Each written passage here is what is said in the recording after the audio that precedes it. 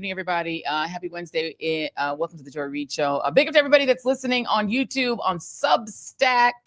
And if you're listening on one of the podcast purveyors, Spotify or iHeart or wherever you're listening to it, thank you for being here. We appreciate everybody that is on Team TJRS. You all are extra special, but everyone who's watching and listening is special. We appreciate every one of you. Well, we are here after 54 days off, paid vacation, as mandated by the Speaker of the House. Congress is back in session. The House is back in session. We're back today. So I want to show you all how that went in a couple of committees today, how that played out, the folks returning. Here's how it went. The first person you're going to hear from is Massachusetts Democratic Representative Jim McGovern, and he's the ranking member of the House Rules Committee. And in this clip that I want to show you, he's confronting the chair of that committee, North Carolina Congresswoman Virginia Foxx, and this is A1. Well, hello, Madam Chair. Welcome back. Hello, ranking member. Long time no see. I hardly recognize you guys. Where the hell have you been? It's good to see you back on back in the Capitol building. We've been looking everywhere for you guys. I mean, seriously, we were worried. We actually started handing out missing person posters. Nobody has seen you for 8 weeks. But hey, I'm glad that you're okay. I'm glad that you survived your nice 2-month paid vacation while Democrats stayed in Washington to try to end this shutdown. I mean, have you heard from anybody in your district who has seen their health premiums double or triple? I mean, and what do you tell these people? I heard You're that. on your own, tough luck, and you know. Mr. McGovern, I'll answer. Okay. No, I have not. But I heard when Obamacare was put in effect how horrible Obamacare was. Mr. McGovern, I'm answering your question. Okay. I heard how awful Obamacare was when it went into effect. I hear from people all the time, not just now, but for the last several years, how their insurance premiums have gone up over and over again. Do you know the approval rating of the Affordable Care Act is like 65%, and Donald Trump's approval rating is at 37%? I'm happy to go down to your district. We can do a joint town hall together and listen to people tell us their health care stories. But I can't go back to my constituents and just tell them, McGovern, screw you, you're on your own. We're not going to help you out. Mr. McGovern, it's my... That's literally what they were saying. It's not a solution. That's just printing more money while trying to go run campaign ads while you shut the government down for very clearly and obviously political purposes. I yield back, Madam Chairman. Madam Chair, I wish the gentleman had that passion condemning the $40 billion bailout of Argentina, the right-wing cuckoo clock in Argentina. I wish he had the passion to condemn that. Mr. McGovern. You don't even have a health care plan. You've been promising one for over a decade, and we've never seen it because it doesn't exist. Or maybe it's simply just hiding behind the missing appropriation bills that this Republican majority hasn't passed. I don't know. But what I do know is this. Republicans have been in charge for 292 days. That's 292 days to do something, anything, to lower costs, to bring down prices, to make America more affordable, to do something about health care, tariffs, grocery prices, rent, or heating bills. And what did you do? You handed out tax breaks to billionaires and took the longest paid vacation in modern history. Fair, firm but fair. Representative Jim McGovern, one of my favorites in the Congress. He's quite effective. Okay, next up in the same committee, House Rules Committee, we call him the Big Nagoos, Congressman Joe Nagoos of the great state of Colorado, confronting 2 Republican members. You're going to hear Representative Tom Cole of Oklahoma and Texas's pro-hanging / lynching rep Chip Roy. And if you don't remember him, he's the guy who once nominated Byron Donalds of Florida to be House Speaker, in air quotes, just to counteract the nomination of Hakeem Jeffries, literally on the basis of both men being black. So that's who that guy is. So here are those exchanges. I just have to start. Chairman Cole, I have a number of probing questions, but before I ask you some questions, I have to address some of the comments made by the gentleman from Texas. That's your point. I'm just going to read a quote. And I do this because I actually don't think I could find a quote like this from Chairman Cole. So in some respects, although I disagree with much of his testimony, but he certainly has more clean hands than some of my other colleagues. Quote, let's not fund a government that's going to be exacting tyranny over our American brothers and sisters. Full length of the interview is available here, and some key quotes are below. This is from the gentleman from Texas, Mr. Roy's website, November of 2021. Should any Republican vote to fund an executive branch? In other words, should Article 1 Congress, which has the power of the purse, as the founders gave us, should we give any dollars to the executive branch for President Biden to issue unconstitutional and unlawful mandates that are causing people to have to choose between their livelihoods and getting a vaccine which they don't want? Let's stand united. Let's not do what these 13 Republicans did last Friday and go side with Nancy Pelosi. Let's not fund a government that's going to be exacting tyranny over our American brothers and sisters. This is from Mr. Roy. Spare me. Hold on. No, Mr. Roy, it's my time. It's my time. You certainly made that clear with the chairwoman. Spare us. Mr. Cole, perhaps, I think, as I said, can have some clean hands to talk to us about this particular set of circumstances we find ourselves in.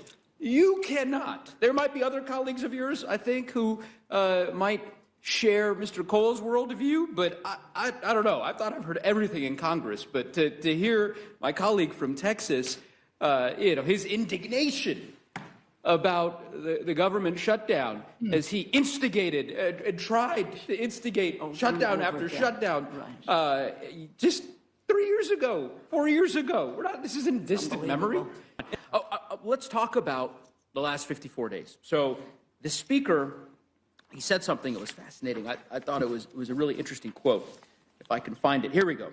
Yeah, that was interesting. So the quote is, House Republicans are doing some of the most meaningful work of their careers. They are in their districts. I don't want to pull them away from that. You agree with the speaker's comments? I don't speak for the speaker, but I don't disagree with him.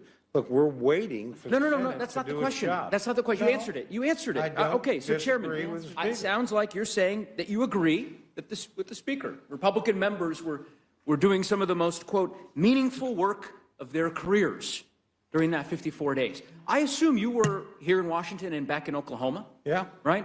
Did you have any in-person town halls? No. None. 54 days? Did several teletown halls. Teletown halls. But you've done in-person town halls before. I know that to be true. Why not? 54 days is a long time. Not one town hall? No. Did you visit any of the federal facilities? Oh, I visited federal in your facilities. I've done multiple meetings with chambers of commerce, Rotary clubs.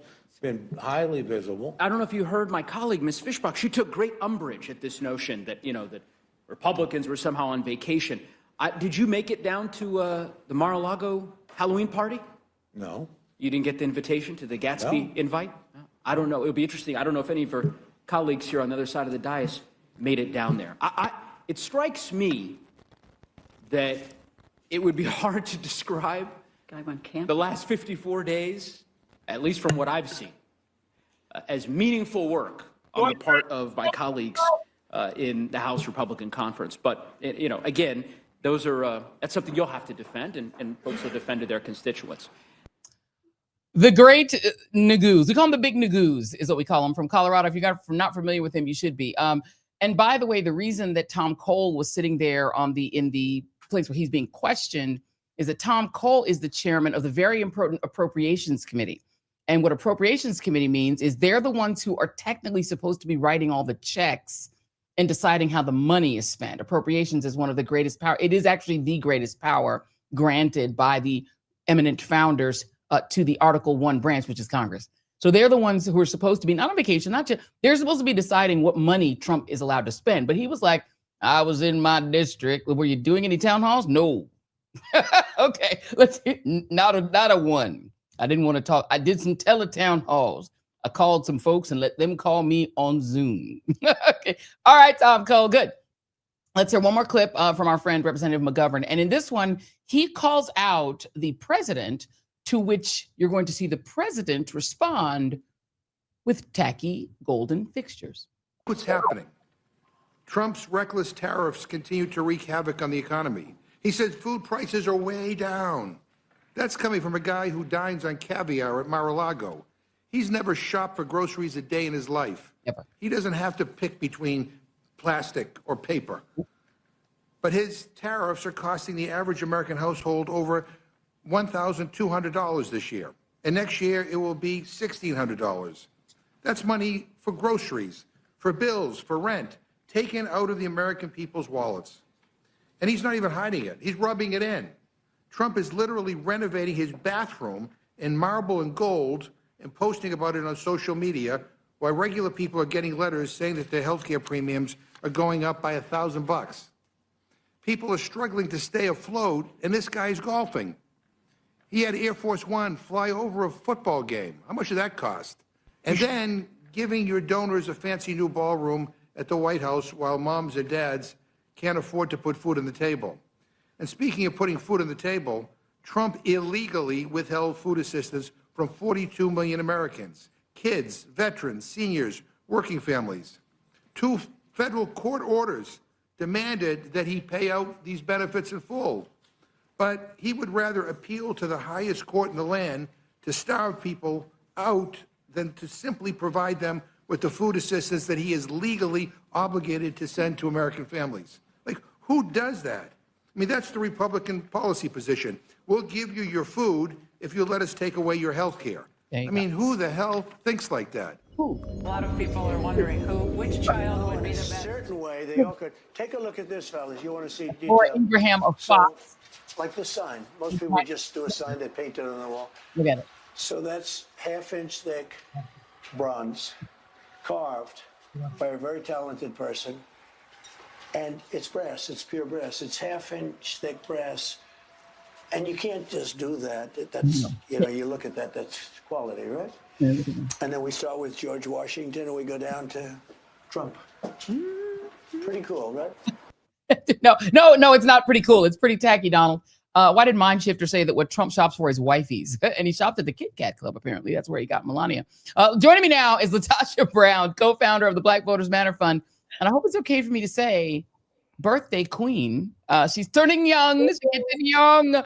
Happy birthday, Latasha. Yes. Thank you. And then we got to do a shout out to our sister and fellow Machete. Today is her birthday, Brittany Packnick Cunningham. We're going to shout out Scorpio. This is Scorpio season. It's Scorpio season. They're incorrigible. What are we going to do with these Scorpios? Happy birthday, Brittany Packnick Cunningham. We hope you're having a wonderful and incredible day. Yes, it's Machete Day, Machete Night. So let's talk about this for a second, because I feel like Representative McGovern really nailed it in the sense that he called out Donald Trump, who just this week claimed that you have to use ID to buy groceries and gas, proving that he's never actually been in a grocery store in his life or bought gas, right? He doesn't know anything about it. And yet, you had Republicans try to claim Democrats were keeping people from getting food stamps when literally, let's put this up, Jason, A4, Donald Trump appealed all the way to the Supreme Court so that his branch could avoid paying food stamps, giving people their food stamps. That's right. He went through extraordinary measures to not pay, even when he had a court order, even when the lower courts said that, no, the federal courts told him that he needed to use the contingency fund, because what people may or may not know is there's $6 billion that's been set aside as an emergency contingency fund. This didn't even have to be an issue. They could have used the contingency fund while they worked this out, but he wants people to suffer. We need to understand the chaos is the point. While he is over there building a gilded gold dining room, the truth of the matter is he can care less about the 42 million people who are really struggling around understanding where they're going to get their food from. And so we've got to really understand who he is, like really understand who he is. He's not entertaining. We put it in like he's entertaining and that's just what he do. No, he is actually hurting and harming people. Like something as basic, if we ain't pissed off about this food, like while this man is building a $300 million dining room, personal dining room, and 42 million people don't know, and we're saying 42 million, but the truth of the matter, we're looking at kids, we're looking at extended families in the month of November. Not only is November the month for Scorpios, because it is, but November is also the month of Thanksgiving. This is the month that out of all of the holidays, the holiday that is centered around giving thanks for food and having access to your basic needs is this month. And so he would be so callous to care less about that that sends a message. That sums up who he is. We don't need to see any other further evidence of who this man is. Right. And we've said this on this podcast before, but I have to reiterate it again. The SNAP benefits running out of money had nothing to do with the shutdown, because it is the executive branch that controls the Department of Agriculture. That's right. They had an independent authority and a legal mandate to take the contingency fund that Congress already gave them, $6 billion sitting there that could pay and fully fund SNAP. They literally, Donald Trump, went all the way to the Supreme Court to say, I don't want to pay that. That was not the shutdown, folks. But I don't think that everyone even in Congress understands how all of this works. Since it is Machete Night, and we've bigged up Brittany Packnett Cunningham, we've bigged you up, my good sister. Let's go to one more Machete. Let's watch Sonny Austin attempt to reason with the MAGA Pennsylvania Senator John Fetterman about his support to cave on this question of healthcare. Horrific mistake. Governor Gavin Newsom called it pathetic and a surrender. Poll after poll found more Americans on both sides of the aisle blaming Republicans. Even Marjorie Taylor Greene blamed the GOP. As you mentioned, Democrats had big wins last week, so you had momentum. Why give in now? Why bring a butter knife to a gunfight? Are you willing to gamble that the GOP will negotiate on health care in good faith once the government reopens? Because if that gamble is wrong, 500,000 Pennsylvanians that you represent, their health care costs will skyrocket if you are wrong. And I believe you are wrong. Well, first of all, MTG is quite literally the last person in America that I'm going to take advice or to get their kinds of my leadership and values from. And now if Democrats are celebrating crazy pants like that, then that's on them. And now I don't need a lecture. I don't need a lecture from whether it's Bernie or the governor in California, because they are representing very deep blue kinds of populations. And a lot of those things were part of the extreme. And now remember, what really needs to win, the big win, is involving my state and other states in those things. And why have we arrived here after the election a year ago? We got to forget some of the things that cost us that election. Or now, for me, it's like, that's why I'm trying to remind people that kinds of the extremism, we can't return to those kind of things and realize we need to find a way forward. And I would like to, rather than cite MTG, I'm going to cite one of the new governor-elects saying that my election is not a green light to continue the shutdown, because I promise you, this isn't a political game. It is viewed by many of us, but the reality is 42 million Americans now not sure where their next meal is going to come from, and because we vote like that, or people that haven't been paid for 5 weeks now, and that kinds of chaos. Those workers have to borrow more than $500 million, from their credit union just to pay their bills now. So for me, we're in the middle of this. Senator, I got to ask you to hold up a Okay, so this is the question I have for you, Latasha. He included, it sounded like he thinks that SNAP benefits not getting paid are, quote unquote, because of the way we voted.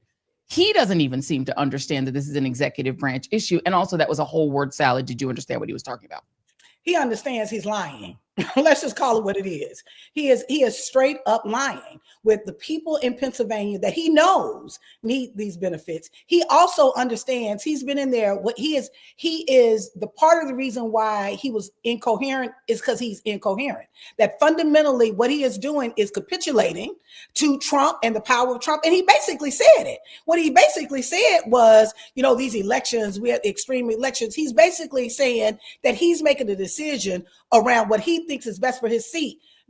No, partner, you're in that position to serve the people of Pennsylvania. The truth of the matter is he couldn't possibly think that here it is, someone that does not want to support SNAP benefits in the interim is also who has been rallying saying that he wants to cut these programs permanently.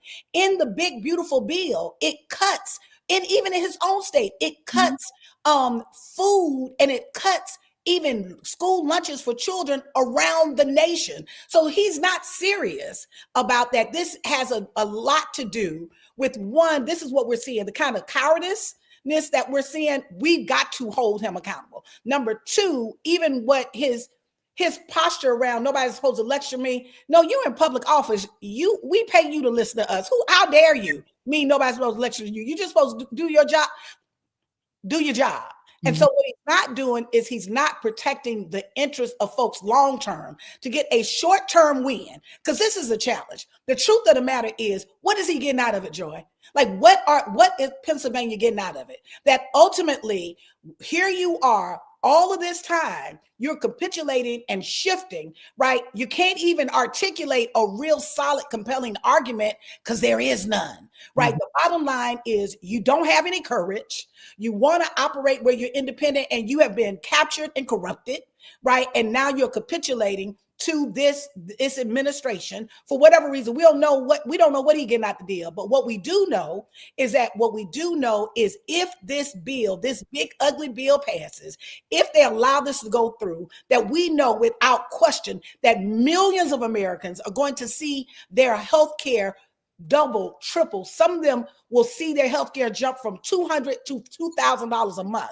What we do know is that the same program that he claims that he's trying to protect, like SNAP, will be on the cutting board. What we do know is many of the social programs that he's saying that what people need, even the firing of FAA workers. Did he not see what air traffic controllers that Trump just said? That air traffic controllers, he basically put a threat to them. So, like, you're putting a threat for people because they don't come to work because they're not getting paid. I mean, ain't that what work is? I mean, a job is you get paid, right? And so do your job. He needs to do his job. And so ultimately, I'm extremely disappointed, but he been kind of shady for a minute. And the people in Pennsylvania see this and they go after him with a vengeance, because at the end of the day, it's not gonna cut it anymore. These little short-term, halfway spins that you're not saying anything. I hope folks are woke. You need to be woke at this moment. People are not going to stand for that. That's not what I believe. What do we do? Because there are a bunch of people who are doing separate. We're going to talk with someone later from Indivisible. People are thinking, okay, we need to do a national strike. We need to stop spending. These guys, all of them who voted to end the shutdown and get nothing for it. Strategically, none of them are up for re-election anytime soon. So they're not going to be able to be got in terms of electoral punishment anytime soon. So what do you recommend people do? You're always talking about the uses of power and how to do it. What do we do?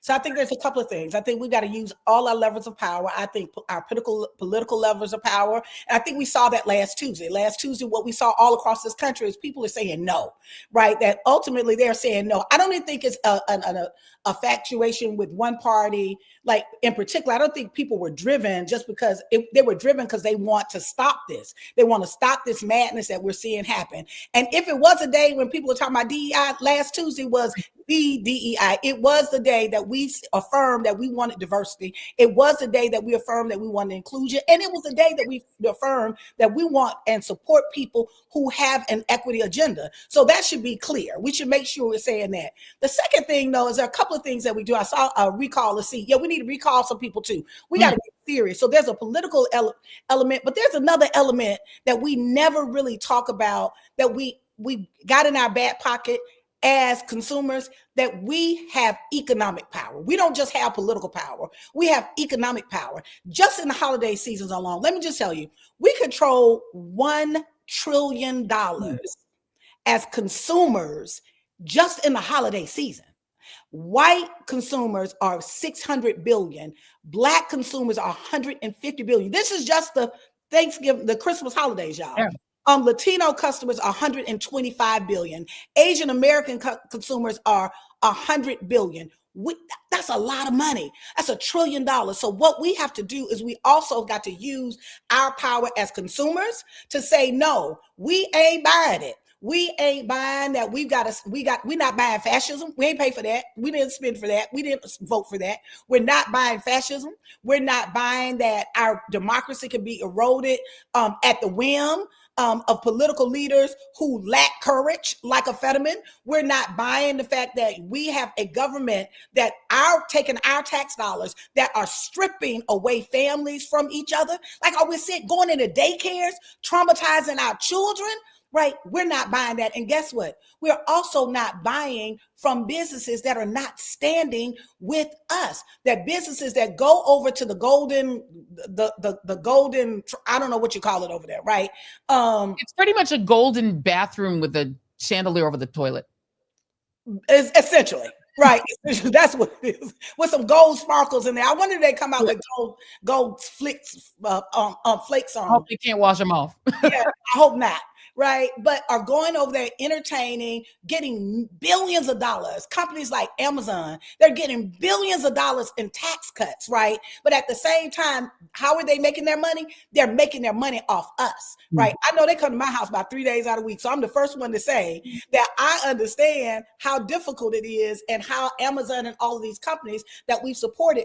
But in this moment, we're going to have to really buckle down and we're going to have to show some discipline.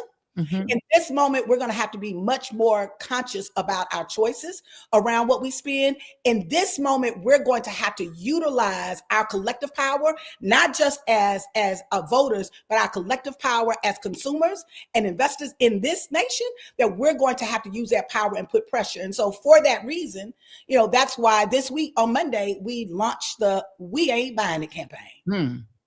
We ain't buying it. And how do we... Meaning we just basically go on a shopping diet, basically, all the way through Black Friday. And how long does it? When does it start? When does it end? So it starts on our We Ain't Buying It campaign, and I want people to go. Make sure you go to the website and sign up. We have over 50 organizations, national organizations, that have signed on. Everyone from Working Families Party to National Coalition on Black Civic Participation to Labor Union. We're excited. SEIU and it just signed on. The fifth Indivisible, all across the board, is multicultural, is multiracial, 50-51. The bottom line is on the weekend, Thanksgiving, I want people to understand, Thanksgiving weekend, from that Thursday to that Monday, 20% of retail sales, retailers make just that weekend alone. Mm-hmm. Black Friday is the largest retail day of the year. On that Monday, Cyber Monday is the largest online purchasing day of the entire year.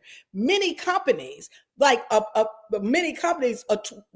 is 20% of their annual sales for the entire year. Yeah. They project their 6 months out.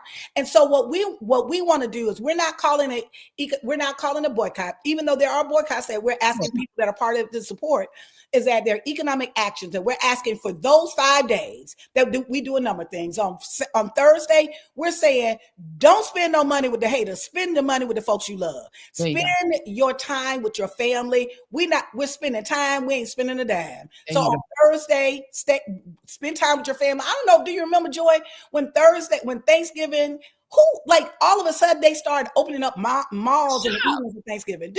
Making people work on Thanksgiving is crazy. That is crazy. That's right. We shouldn't even be supporting that anyway. So on Thursday, shut it down. Don't spend time with your family and loved ones. On Black Friday, I want Black folks. We got to make it really a Black Friday. We got to make it a Blackout Friday. We've got to make it a Friday that we're literally sending a message. We ain't spending no money, but there are some people that are doing actions all across the country. There are people that are doing actions in front of Target. There are people that are doing actions at different companies. Where there are people that are showing that are deciding that day to get together and write postcards.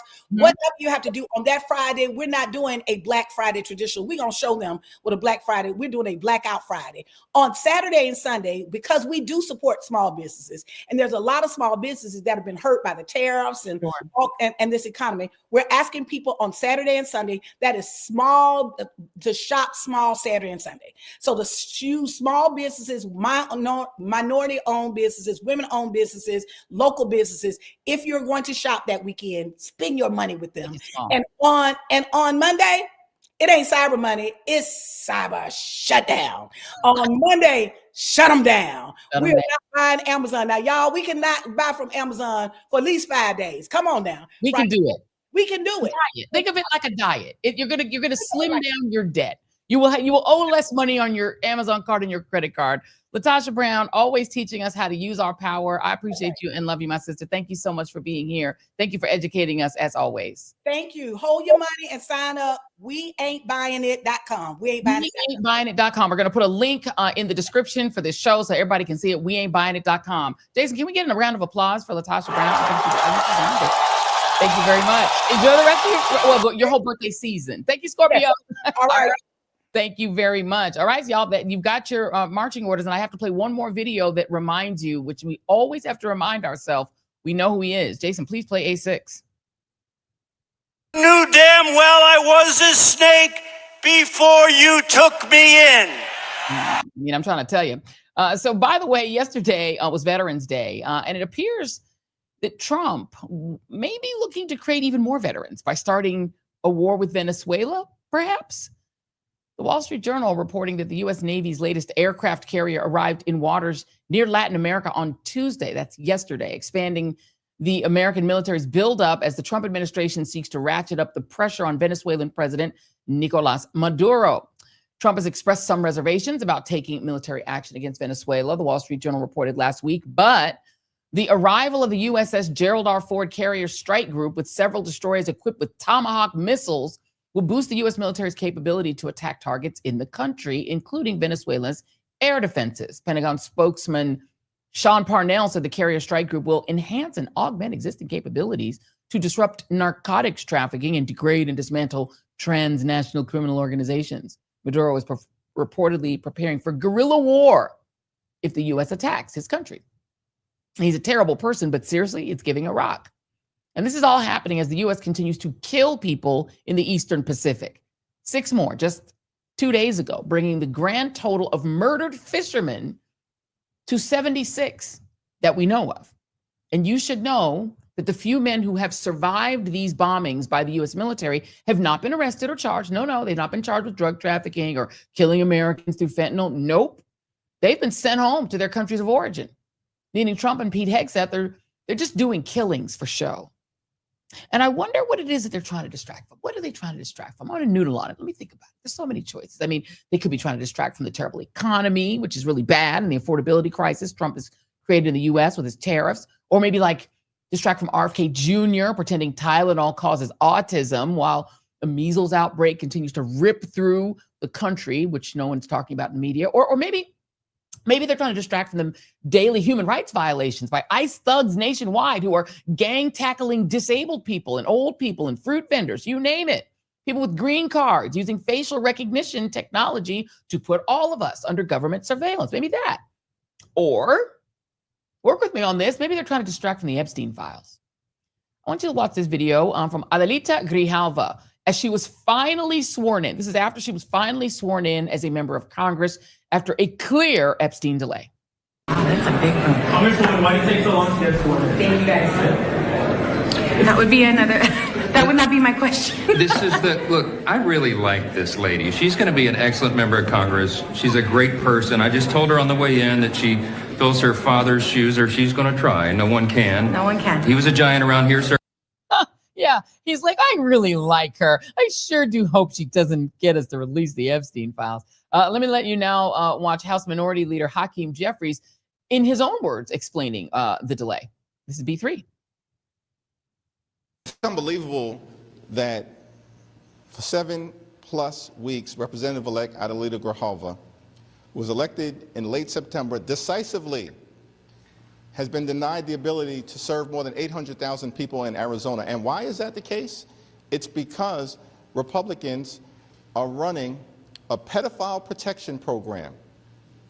They are intentionally hiding the Jeffrey Epstein files. But those days are over, because as soon as Representative-elect Adelita Grijalva becomes Congresswoman Grijalva, her first act, as she's indicated, is going to be to sign that discharge petition. It's going to force a vote on the House floor, and the American people are going to get the transparency that they deserve. Which brings me to the New York Times digital front page earlier today, which, weirdly enough, it leads with like giving Republicans credit for releasing some Epstein files, when in fact, it was actually Democrats that released 3 key emails from Jeffrey Epstein no sooner than they were back in session. They did the release, but the New York Times sort of, kind of seems like it's crediting Republicans. This is B4. It just looks there to get, there it is. GOP lawmakers released thousands of Epstein files. Did they really though? Did they? I'm holding in my hands the three emails that were released. But I'm going to read them a second. But let me just read you what the New York Times wrote. They said House Republicans on Wednesday released 23,000 pages of documents from the estate of Jeffrey Epstein after months of delays. The move came shortly after Democrats disclosed emails from that trove suggesting President Trump knew far more about Mr. Epstein's sex trafficking than he previously acknowledged. The documents were obtained by the chairman of the House Oversight Committee, Representative James Comer, through a subpoena in August. August, you say? August, like way earlier this summer? So what's been the holdup, sir? Let me just continue. They were published online about 2 hours after House Democrats released an email from Mr. Epstein in which he wrote that Mr. Trump spent hours at my house with one of Epstein's victims. A trove of emails released on Wednesday by lawmakers include numerous references to President Trump. Among them, House Democrats highlighted 3 emails between Mr. Epstein and his associates, suggesting that Trump might have been more aware of Mr. Epstein's conduct than he's publicly acknowledged. House Republicans asserted that the emails revealed little new information. And of course, Caroline Levitt, the junior Birdman woman, White House press secretary, called them a clear distraction. Well, let's judge for ourselves, shall we? We're going to put them on screen. We're going to go through 3 of these emails. Let's look at the first one. In the first one, Epstein writes to G-Max. G-Max is his adorable, cute little name for Ghislaine Maxwell, the woman who was trafficking children to him.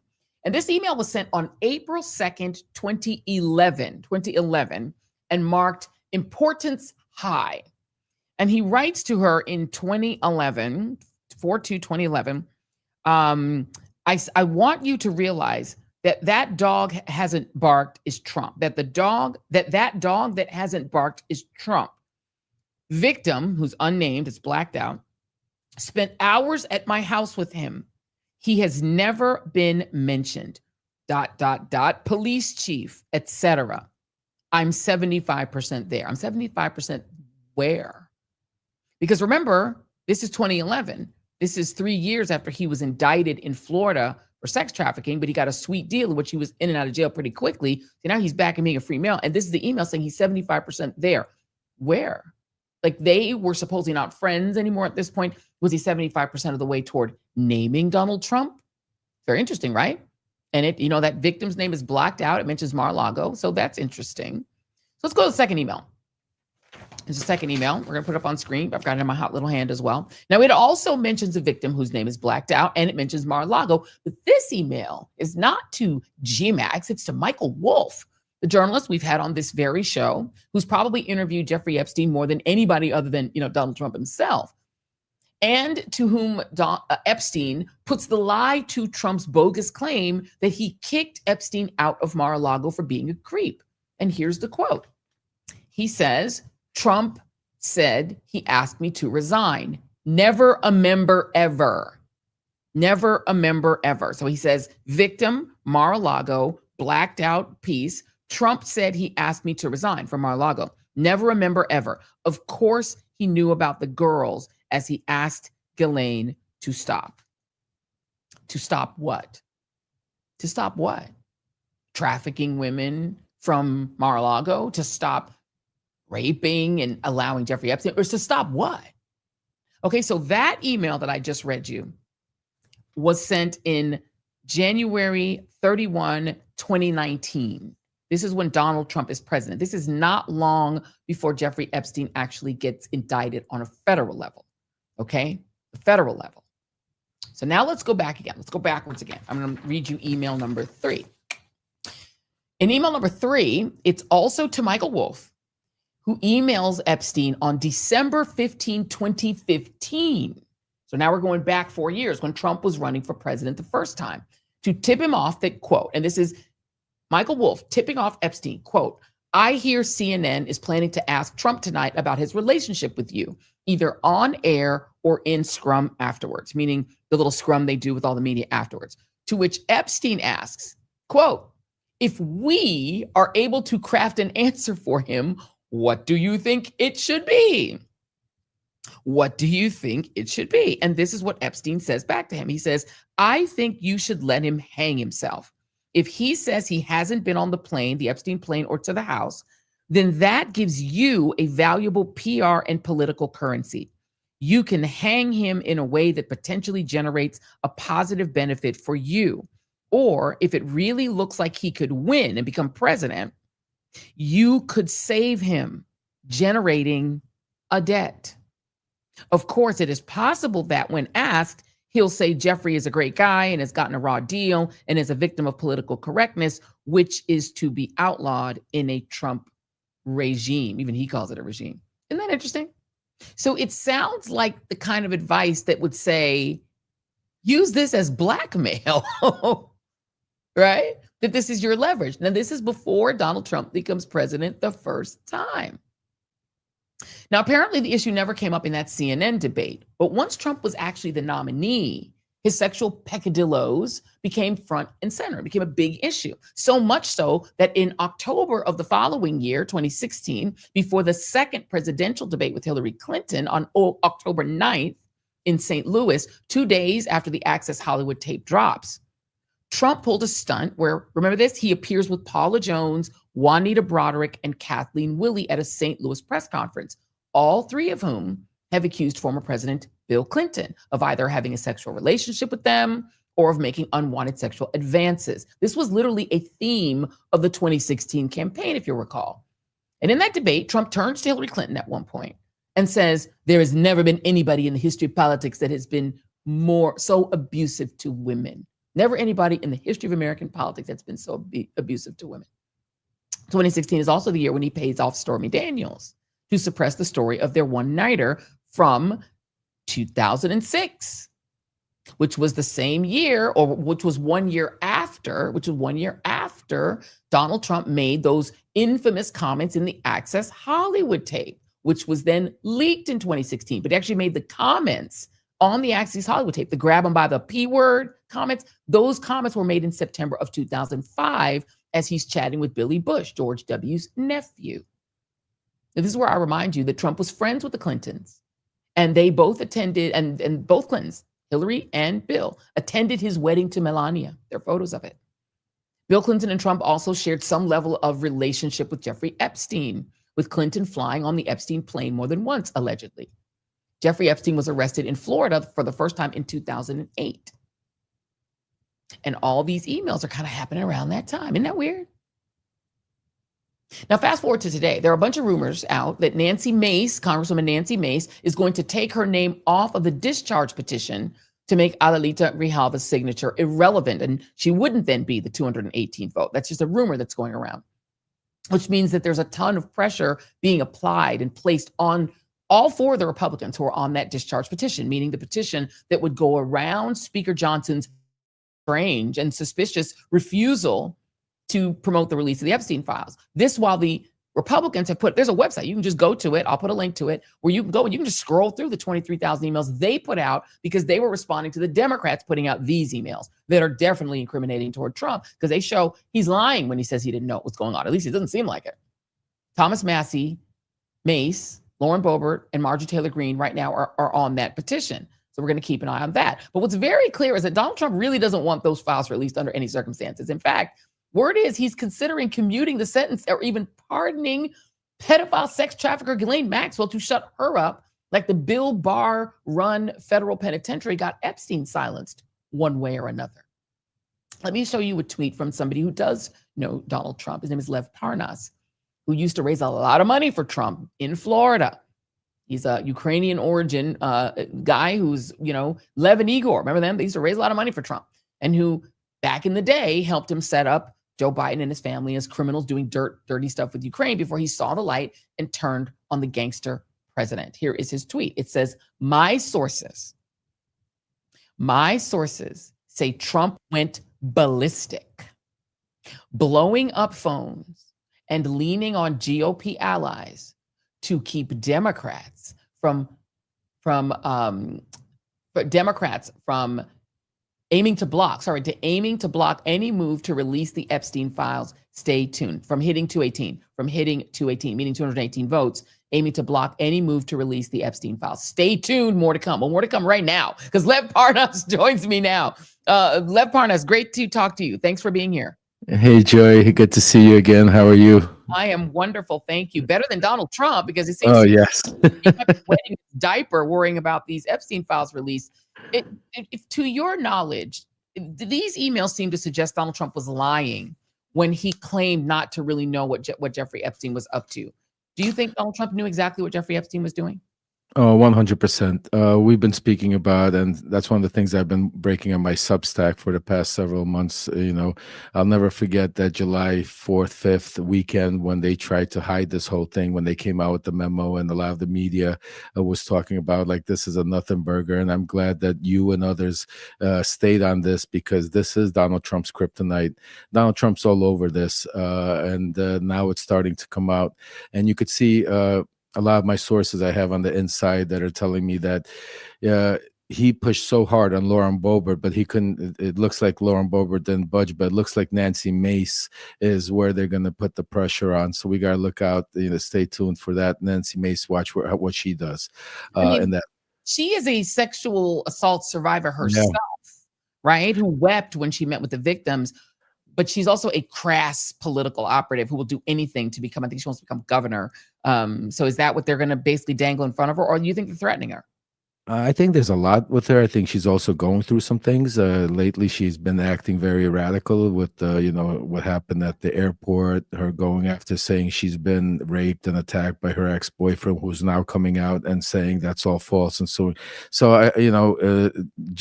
knowing the beast that we're dealing with, there's a lot of things and a lot of pressure that they're going to be putting on her. But I'm hearing other things also besides the pressure they're putting on her, because remember, once they get the 218, then it has to go to the Congress, and that's another set of things where Johnson is already putting in the motion and putting in place to try to be able to block or do whatever they can to make sure that it doesn't come out. Donald Trump, this is some of the things he said about Donald Trump. He used to say, I've known Jeff for 15 years. Terrific guy, Trump told New York Magazine in 2002. He's a lot of fun to be with. It's even said that he likes beautiful women as much as I do.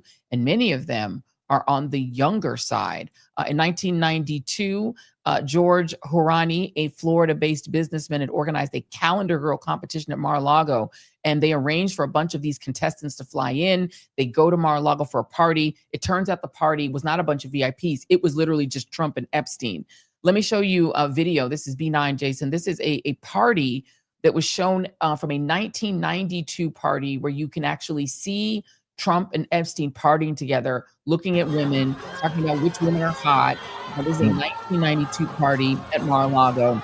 1993, Stacey Williams, then a professional model, visits Trump and Trump Tower with Epstein. On arrival, she would later tell The Guardian, Trump put his hands all over my breast, waist, and buttocks, while Trump and Epstein smiled at each other in what she believed was a twisted game between the two. And then, of course, there's that birthday book that Donald Trump contributed to back in 2003, a year after this party. In your experience, back when you were a donor to Trump, was Jeffrey Epstein a part of Donald Trump's circle and life, and for how long? Well, when I was around Donald Trump, I wish I would have known something about Epstein so I could be divulging it. But at those times, I had nothing to do. I was put towards the Ukraine stuff, Venezuela stuff. So I really didn't have any knowledge of what was going on with Epstein. But I could tell you, I hope you saw my documentary by the great Rachel Maddow. So, my life was a little bit where I was intertwined with a lot of these oligarchs, a lot of these people in the 90s, and mine and Trump's world collided a lot of times. There's a reason why Trump had the Miss Universe pageant, Miss Teen pageants, and back then the competition. But the one thing I do want to mention is right before I came on, you were reading some of these emails, and some of these emails are extremely damaging. And if we break them down a little bit, like the first one of them that you said, where Donald Trump was in for several hours with name redacted victim. We know that victim now is Virginia Giuffre because Caroline Levitt mentioned her. This opened her up in her press conference. She mentioned that's what the victim is. So now we know that Donald Trump lied for a fact, because Donald Trump for the past several months has been coming out saying he's never been to Epstein Island. He specifically said Epstein Island. Now we know he has been in Epstein's house. He was in Epstein's house for several hours with a minor. Now, we also know Virginia Giuffre has mentioned several times that at that time she was drugged. They were giving a different type of drug, so she doesn't remember everything, because now they're trying to use that motto. Oh, she never claimed that Donald Trump did anything. She never claimed a lot of people did anything, because a lot of those times she was drugged up and doesn't even remember. And she mentioned that and said that plenty of times. But the fact that they're not disagreeing. Carolyn Levitt didn't say he wasn't in the house. He didn't say that he wasn't with it. He said that the way she responded was specifically saying that Virginia never said that Donald Trump did anything bad.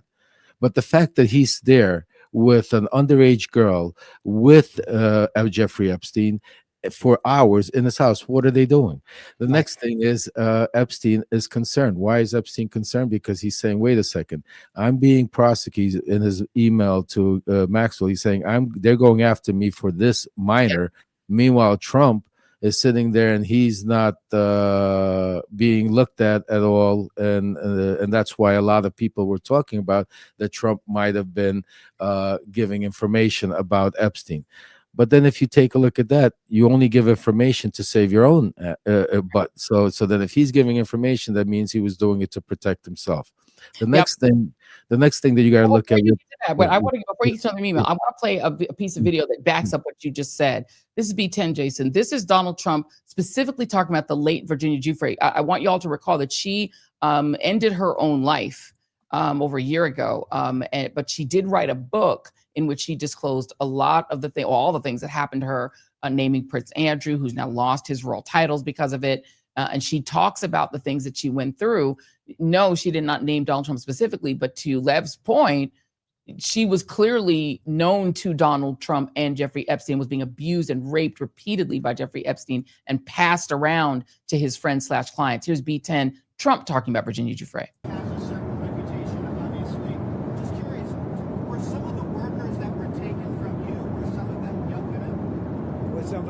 Some of them young women? Well, I don't want to say, but everyone knows the people that were taken. And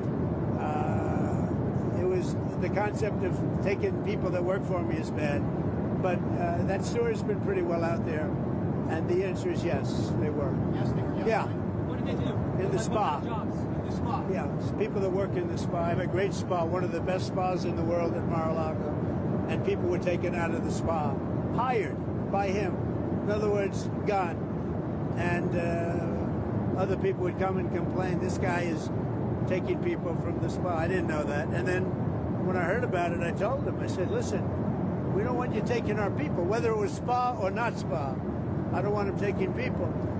And he was fine. And then not too long after that, he did it again. And I said, out of here. Mr. President, did one of those stolen, persons, that include Virginia Giuffre? I don't know. I think she worked at the spa. I think so. I think that was one of the people. Yeah. He stole her. And by the way, she had no complaints about us, as you know. None whatsoever. He stole her. It seems unusual to me, to your point that you were making, Lev, that when I was 15, I wanted to get a job working at McDonald's. I wanted to make money. No one would hire me because I was 15. Who hires a 15-year-old girl to do massages at a spa? That doesn't even make sense. And the other crazy part is he said she wasn't the only one. He said he stole plenty. And then finally when he stole, so there was more. There was others that we don't know about that were stolen. And then in the email, you also hear him telling Maxwell that he told Maxwell to stop doing it. To stop, right.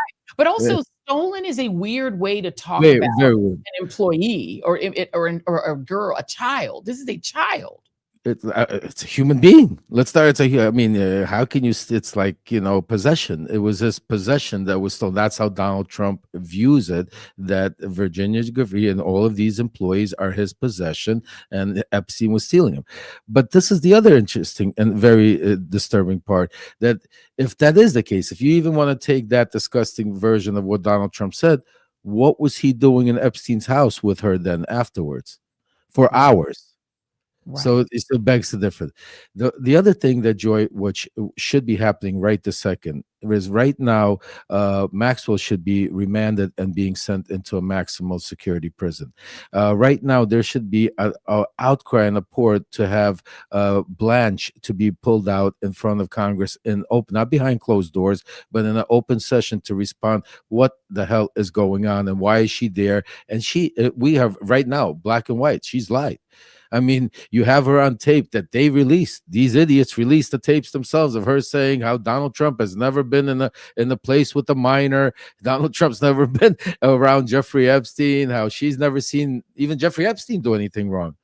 And now she's sitting with a puppy getting Uber delivered to her thing while, we're seeing this play out. What else I'm hearing from my sources is she's not sitting tight either, Joy. Her attorney, Marcus, is putting tremendous pressure now on Trump to get not only a commutation, but a pardon quickly. Because part of how this whole thing started, if you remember, was the Wall Street Journal release of that infamous birthday. That was Maxwell doing it, sending a message. That the other thing you got to keep in mind, my sources, I've been working this really hard, is there's a reason why Prince Andrew 2 weeks ago, they got their strips. Her family's from London. I mean, they're very well connected to the monarchy. She was very good friends with Prince Andrew, and they were given a heads up that information is starting to come up. Because remember, this information that we're seeing is not from the DOJ. This is from personal the estate of Jeffrey Epstein. So she knows more than anybody what's in those, because those are emails are between her and him. The other very important thing in these emails, I think that is extremely disturbing to me, is the email between Michael Wolff and Epstein. It's so crazy, but literally last night and today in the morning, I was reaching out to Michael Wolff because he wanted to come on and do a Substack live with me after I approached him on one of the shows. And today, all day, obviously today, but last night and today in the morning, he hasn't been responding. I spoke to Wajahid Ali, by the way. He says, best regards, sends you, love him. Thank you. We just did a show, and Waj also, Michael Wolff hasn't responded. Another couple of interviewers, Michael Wolff hasn't responded. That email is very troublesome because it's not an email from Epstein to Wolff. It's Wolff basically telling Epstein of how to go blackmail or go take the next president of the United States. That's right. And he's had all this information. He has these emails. He talks about on all these shows how he has all these audio recordings, but he also has all these emails that he's been keeping. Now, a lot of people could come around and say, listen, a lot of reporters do this. Look at, Maggie Haberman and others that, report and then write a book about it. And that's fair to say. I always think, it's a fine line when a reporter should report or save it for but this is different. He's not just reporting it. He's actually telling him, advising him of how to use certain information to have leverage over the next president of the United States and how he could use it for political purposes. And if we take it a step further, what happens 3 years later? Correct. He gets arrested by Donald Trump's Bill Barr, and then he disappears. So you're going where exactly I wanted to go, Lev, because I didn't read them in exactly the same the date order, but if I reverse them and put them in order, in 2011. He's emailing with Ghislaine Maxwell saying that the dog that hasn't barked is Trump. He says he mentions police chief, etc., and says, I'm 75% there. This is 2011. This is after he's already served time in Florida and he's back on the loose again. You fast forward 3 years or you fast forward 4 years, so we're at 2015. And this is where Michael Wolff is advising. I can only, as you have sort of interpret it as saying, yeah, my advice would be you can hang him with the information that you have that potentially generates a positive benefit for you, meaning leverage over the potential next president of the United States. Then Trump actually gets elected. after surviving the scandal that's literally about the way that he talks about and treats women, in which he's throwing Bill Clinton, his former friend and fellow Democrat at the time, who went to his wedding, and he's now throwing that guy's wife under the bus with accusations of what? Sexual predation. And then he becomes president. Now Jeffrey Epstein is indicted not by Barack Obama's Justice Department, but by his own. And he's not only prosecuted by his own Justice Department, but the guy in charge of the Justice Department is the guy whose father hired Jeffrey Epstein at that school where he was a math teacher before he suddenly becomes like the world's top investment manager for no reason and gets huge clients, including the guy who owns Victoria's Secret. And then that guy gives him a house for free almost. All of this stuff is weird. Then he ends up dead. This is after he's been advised to use this leverage against Trump. Trump gets to be president and he gets dead. It's just weird.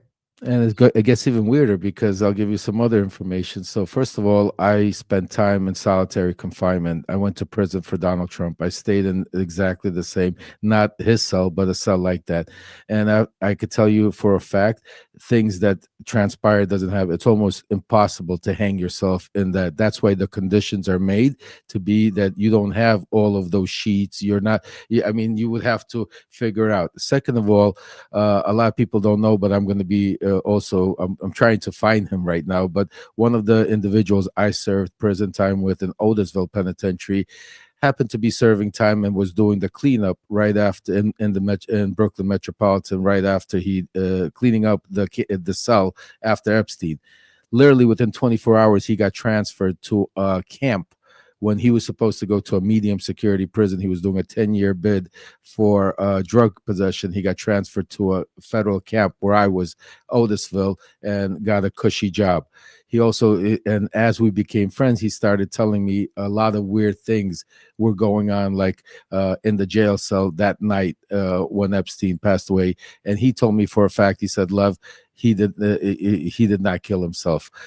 This was all prepared and planned and what was happening. So I'm trying to find him right now if he got where he is to bring him on, because you know, Hey, this come back on with him. If you find him, come back and bring him with you. I definitely, mean, absolutely. Because the two security guards, the two black security guards get blamed. One of them is now working, I believe, in security at a hospital. They were thrown out of their jobs.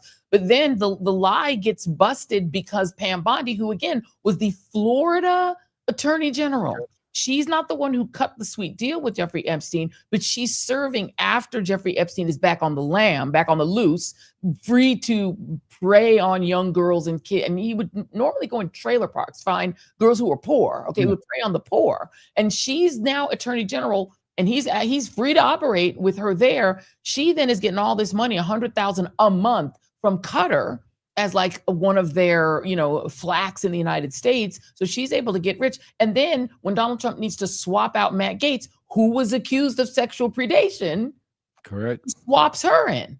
And now she's the Attorney General, who all she does is go after people Trump hates, like a mob boss or a mob mall. This whole regime operates like the mafia, Lev. Joy, I know them very well. Remember Brian Ballard, where she came from and Susie Wiles came from, I'm the one that brought him to Washington, D.C. He was a Florida, he was a Florida lobbyist until he met me, and I introduced him to President Erdogan, introduced into Ukraine, and made him the powerhouse. And that's how they got Qatar and Susie Wiles all over there. I know them all very well. But before it was even Pam Bondi, there was even somebody more important that keeps slipping that we need. It was Acosta, because if you take a look at the email that he sent them and what transpired is, that's the U.S. attorney. For those who don't remember all the names, this was the guy who was the U.S. attorney. Please go on.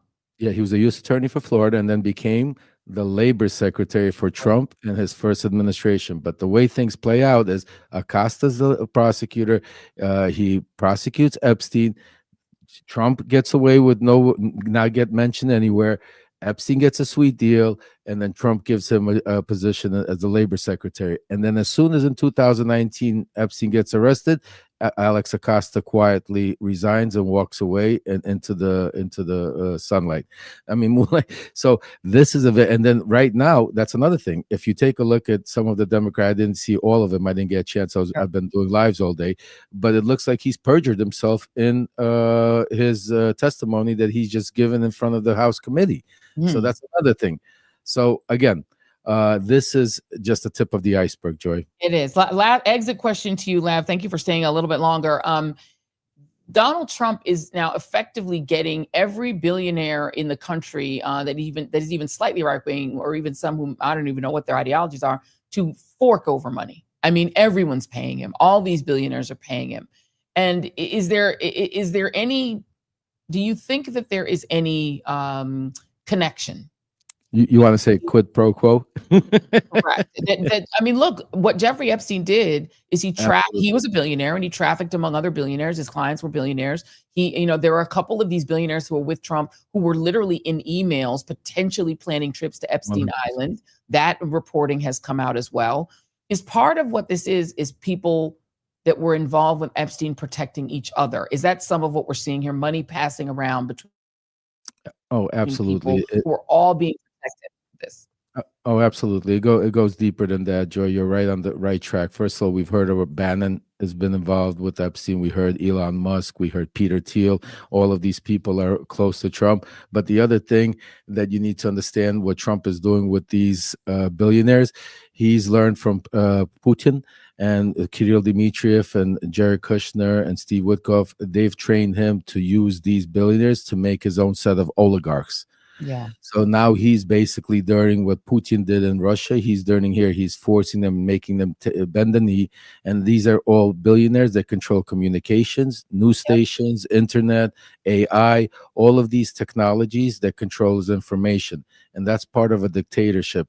And that what he also is doing, which we could talk at a different time, I know you have to go, is he takes them along with him. What made Putin very powerful is he took all of these oligarchs, he spread them all over the country, all over the world, made them invest in all these strategical places all over the world where then Putin had pieces of. Trump is doing the same thing. When he goes on these tours to the Middle East or wherever, take a look who's following behind. It's all of these oligarchs that are going behind him, making all these deals when he goes, not only his sons. So absolutely, Joy, you're on the right track, 100% right. There's a lot more to that than just the Epstein, but it's bigger than that. We're going to expose them. Come back anytime you want, Lev Parnas. I think we need to make you a regular here, my friend. You've I got love you. information. I appreciate you. Say hi to Waj for me, and thank you very much. Appreciate you, Lev Parnas. Come back again. Love you, Joy. God bless you. Take care. Thank you. Thank you, my friend. Well, there you have it, y'all. Wow.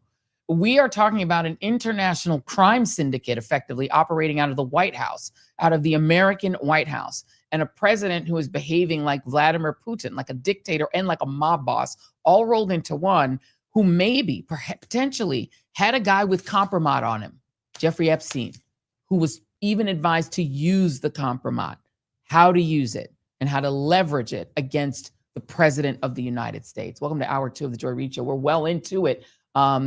It's scary, but we've got more to say. It gets worse. Just when you thought everything is bad, it gets even worse. Just when you thought that even the betrayal that we saw by Democrats couldn't get worse. It turns out that the deal that 7 Democrats and 1 independent cut to give Republicans a win for nothing and get nothing in return is even worse than you thought. Yeah. Republicans have been using one set of talking points consistently, right? And I'm going to play House Majority Leader, the guy who used to call himself David Duke without the baggage, Steve Scalise. He sums it up nicely here. This is C1. Just remember, when the Senate votes today, they're not voting on some big, massive omnibus bill, a bill that resolves all of our differences. If you're one of these Democrats, and it only takes 5 to get this government back open, and you're struggling with this decision, do you offend your far left radical base? It's about to elect the new leader of their Democrat Party in Mondami in New York. Or do you stand up for the tens of millions of people around the country who are actually suffering? And if you vote yes today, Are you giving anything up? What's in that bill? A clean continuing resolution that violates any of your principles? There's nothing. Again, that bill does not solve our differences. That bill just keeps the lights on. That bill just allows federal workers to get paid for the work that they're doing. Well, it turns out that's not quite true. The bill that passed in the Senate with the help of those 7 Democrats and 1 independent, Angus King of Vermont, was not a clean CR. And it did have some things that should offend not just the Democratic base and Mamdani, but the MAGA base too, if they care about anything. You know, I'm sure Mamdani won't like it, but neither should any Republican. See, let me explain to y'all. A clean CR would mean that it would exactly match the continuing resolution that the House passed to fund the government this summer. Now, that House clean CR, meaning it's just a continuing, they're not passing a budget. They're saying, here's the resolution, a budget resolution to pay for the government. That resolution that the House passed this summer cut Medicaid. It allowed the Obamacare premiums to expire. Clean would mean that you make no changes to that funding bill and just pass it as is. But that is not what those 7 people, 7 Democrats, I don't even call Fetterman a Democrat, those 7 plus 1 helped pass. Republicans actually added some things to the bill for themselves. From ABC News, the spending bill approved as part of the package the Senate advanced on Monday night to reopen the government includes a provision that would create a legal pathway for senators to sue the government if their phone records are investigated without their notice. And what's significant, per ABC, is the language in the bill that appears to be retroactive, meaning that the 8 Republican senators who had their phone records subpoenaed by special counsel Jack Smith as part of his investigation into Trump's efforts to overturn the 2020 election could seek hundreds of thousands of dollars in damages. Senate Majority Leader John Thune was personally responsible for adding the text to the bill, sources tell ABC News. So Republicans snuck that into the bill. According to the bill text, these senators can seek up to $500,000 in statutory damages if their phone records are subpoenaed without their knowledge. That's not normal. The language is inside one of the 3 full-year spending bills that the Senate included in its government funding package. The House is expected to approve the bill as soon as today, Wednesday. So just to riddle me this, what does paying off insurrectionist senators who got investigated for helping a coup, what does that have to do with funding the government, Steve Scalise, and making sure hardworking federal workers get paid when literally the law says they have to get back pay? What does that have to do with keeping the lights on? Oh yeah, right, nothing. So Republicans were just able to change the bill to give themselves a free pass to collect $500,000 apiece if they were part of the insurrection. Got it, clean CR. And my question is, do Republicans in the House have a problem with this? Let's go back to our favorite tag team today, Congressman Jim McGovern and the Big Nagoos. This is C5, and they're answering that question. Far from haranguing the chairman, I'm given the opportunity for the chairman to explain the meaningful work that he's been engaged in, and I suspect that he welcomes and relishes that. So I want to talk to you about the provision that my colleague from Pennsylvania noted earlier. And this is the provision that essentially allows specifically 8 Republican United States senators to reap upwards of $500,000 payday with respect to the phone record notice provision that they've added into the bill. You support that provision? I didn't have anything to do with it, didn't have any knowledge of it. Not asking if you have knowledge of it. Do you support it? Yeah. Do I support the bill? Yes. Do I support every single provision of the bill? No. You don't find this provision repugnant? I think most American people are going to find this pretty repugnant. I was surprised to see it in the bill. You know, I remember when Republicans raged against earmarks. I mean, some of us have been around here long enough. And I mean when we had bills that had provisions that helped the specific members' constituents. And we had some Republicans that would rage against them. And what we have here is an earmark on steroids. I mean, forget about the constituents. This money, hundreds of thousands of dollars, possibly millions of dollars, goes directly to specific Republican senators. And most Republicans are just going to say, oh, well, what can we do? We just have to move on. Trump is trying to get hundreds of millions from the Department of Justice. So now I guess we have some senators who want their cut. And my Republican friends just seem to be all okay with it. I mean, this is corrupt, and it is disgusting. Yes. And at some point, people have to be willing to stand up, develop a backbone, and say, no, we're not going along with this. Yeah, Rep. McGovern, I wish that they could see that it's disgusting, but let's just be clear. They're not just going to be good with it in the House. They're going to expand it. Let me take you back to the recent past. Let's go back to ABC News. Senate Judiciary Chairman Chuck Grassley released documents earlier this year suggesting that phone records from Republican Senators Lindsey Graham, Bill Hagerty, Josh Hawley, Dan Sullivan, Tommy Tuberville, the dumbest member of the United States Senate, Ron Johnson, Cynthia Lummis, and Marsha Blackburn, she's a competitor with Tuberville, on and around the day of the insurrection had been accessed by investigators as part of Jack Smith's investigation. Last month, attorneys representing Smith sent a letter to Grassley seeking to correct what they called inaccurate claims that Smith wiretapped or spied on Republican lawmakers as part of his investigation. Smith's office sought limited phone toll data from the 8 senators and a member of the House in the days surrounding the January 6th insurrection.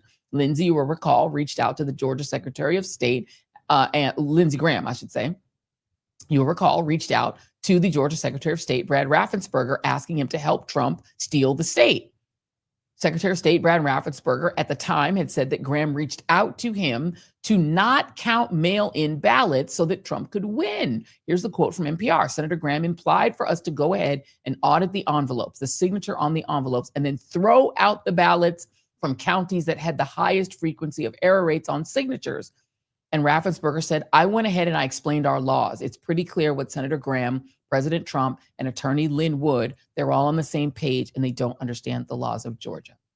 So I wonder, when the House takes up this bill, will Speaker Johnson go back to whining about a clean CR, which he was doing all through the 50 days he had his people on vacation? Or might he instead add a provision for current and former House members too? Because I want you to recall what former White House aide Cassidy Hutchinson, who served as the star witness during the January 6th hearings, I want to remind you what she said in her sworn testimony. You mentioned Mr. Gates, Mr. Brooks.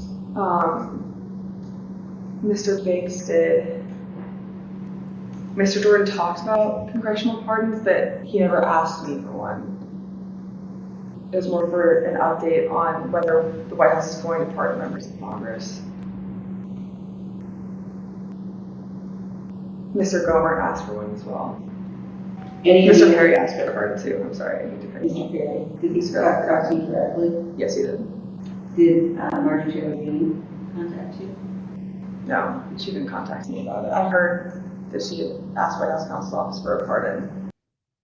So I get it. This whole exercise was not just about destroying Obamacare and, holding on to the cuts to Medicaid that were used to fund the Trump tax cut for the super rich. No. It was also about protecting senators from criminal liability for joining the coup and even allowing them to get paid a fat payday from your tax dollars. Because if they sued, they'd be suing the government and getting money from you. So they want to get paid for doing the coup. Got it. Let's let Congressman McGovern have the last word on that. Republicans are choosing to go after nutrition assistants. Trump is doing this because he is a bad person. He's a lousy president and an even worse human being. He's weaponizing hunger and trying to rip food away from more than 40 million Americans, including 16 million children, for sadistic political leverage. How dare he? How dare he exploit the pain of hungry Americans? How dare he make working folks choose between health care and food? How dare he starve poor children who go to bed hungry? These people are sick in the head. They take food away from poor folks on Friday, and then they go to church on Sunday and proclaim to be good Christians. Joining me now is Ezra Levin, co-founder of the progressive nonprofit organization Indivisible. He's a co-author of We Are Indivisible, a blueprint for democracy after Trump, published in 2019. Ezra, welcome. There is so much. I don't even know where to begin. It seems to me that this so-called clean CR was a money grab by Republican senators, aided by 7 Democrats and an independent. Your thoughts? Joy, unfortunately, I think it's even worse than that. I don't think it is just the Democrats who voted for this surrender in the Senate.